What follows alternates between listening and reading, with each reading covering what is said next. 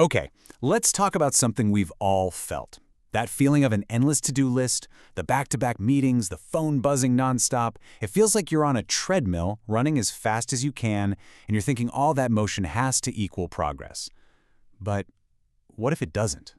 What if our obsession with being busy is actually the very thing making us less effective?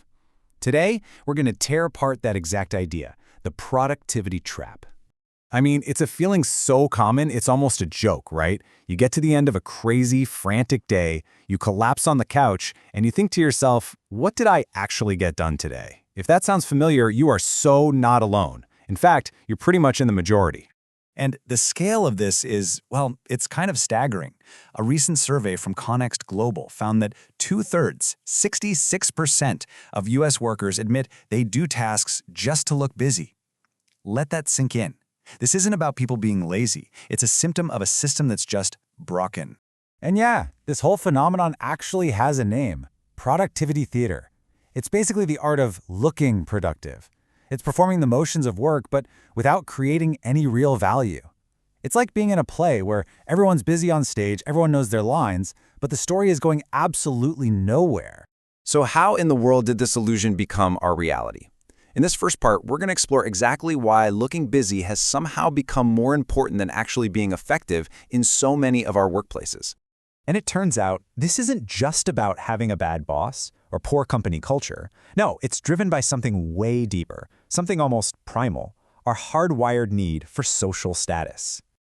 This quote from CultureWise just hits the nail on the head. It's crazy if you think about it. It used to be that having leisure time was the ultimate sign of success. But today, being totally slammed is a status symbol. It tells everyone you're important, you're in demand. Busyness has become the new humble brag. So how do we show off that status at work? Well, Psych Safety breaks it down into these 5 factors. Now here's the key. In a lot of today's jobs, real performance can be really hard to see or measure. So the system just defaults to what it can see. And that's why we end up stuck on number 5, the visibility of our activity. We signal that we're important by jamming our calendars full of meetings, by sending a constant storm of emails, and by being always on. These aren't just work habits anymore. They're basically status-seeking behaviors in a world that too often rewards just showing up over actually making progress. But, the pressure to look busy from the outside world is only half the story. The other half is happening right inside our own heads. So let's take a look at the neuroscience of why our brains are so easily tricked into this state of constant distracted busyness. I want you to meet the default mode network, or DMN for short. Think of this as your brain's autopilot mode.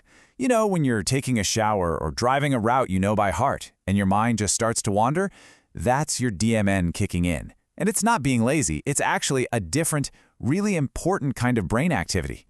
But here's the catch. The DMN has a sort of dual personality. On one side, it's the source of our most amazing creative breakthroughs. Those aha moments that seem to come out of nowhere. But on the other side, it can totally hijack our minds, getting us stuck in a loop of worrying about past mistakes or stressing about the future. And this is exactly why multitasking is so destructive. See, our brains don't actually multitask. They just switch between tasks really, really fast. And all that frantic switching can cost us up to 40% of our productive time. It traps us in that shallow, reactive thinking, and it prevents our brains from doing the deep, creative work they're built for. The simple takeaway? Your brain needs downtime to be brilliant. So, if constant motion is the problem, what's the solution? Well, it might sound totally backwards, but the answer is to strategically embrace stillness. We have to stop looking at pauses as a sign of weakness and start seeing them as a huge competitive advantage.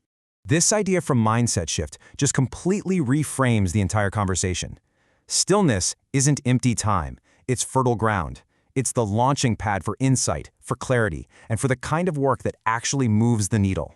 And that brings us right to this powerful concept called deep work from Cal Newport. You can think of it as the superpower of the modern economy.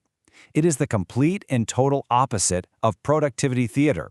It's about focusing, truly focusing, without distraction on a tough task so you can produce better results in way less time. This really gets to a crucial shift we all need to make: how we measure success. We have to move away from activity metrics and get focused on achievement metrics.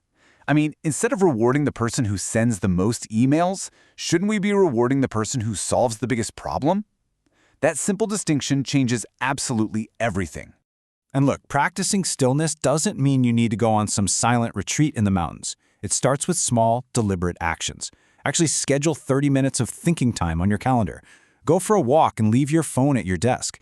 Stop checking email the second you wake up and right before you go to sleep.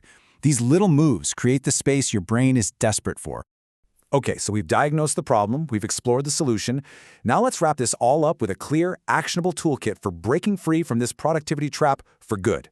Sullivan Consulting gives us this fantastic 5-step plan. First, actually block out time on your calendar for deep work. Second, do a weekly review. Look back and ask, what truly made a difference? Third, set your own personal goals or KPIs, but base them on results, not activity. Fourth, use the 80-20 rule. Focus on the 20% of your work that creates 80% of the value. And finally, be absolutely ruthless about cutting out the digital clutter. You know, this might be the most powerful tool of all. We're all obsessed with our to-do lists. But real progress, real focus, that often comes from what we choose not to do. What meeting can you cancel? What report can you just eliminate? Creating a stop doing list is where you really start to reclaim your time and your focus. And this quote from Rhinus Crossing just brings it all home. When you feel overwhelmed, when your thinking gets all foggy, it's probably not because your brain is broken. It's because you're standing too close to the problem. The solution isn't to think harder, it's to step back, get some distance, and just let that clarity return on its own. So I'll just leave you with this one question. If you were going to free up your time and energy for the work that truly matters, what is the very first thing you would stop doing? Because the answer to that question, that could be the beginning of your escape from the productivity trap.